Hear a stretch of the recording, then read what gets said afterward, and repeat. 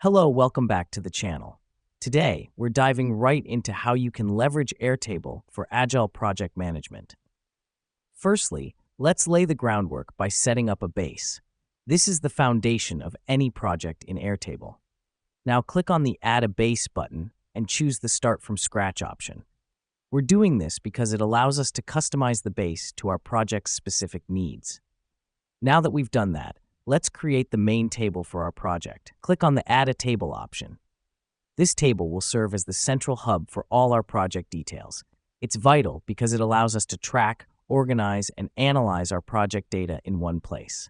Next up, let's add some fields to our table. Click on the plus icon and add fields for task name, status, priority, and assignee. The reason we do this is to capture essential details about each task.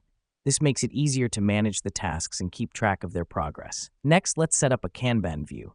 Click on the Add a View button and select Kanban. Now, configure the Kanban view to group your tasks by status. This helps us because it visualizes our project workflow, enabling us to maintain a steady flow of work and quickly identify any bottlenecks. Lastly, let's automate the workflow. Click on Apps and select Automations.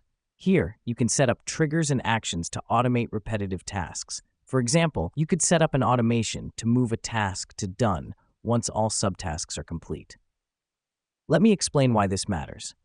Automation saves time, reduces errors, and helps maintain a consistent workflow.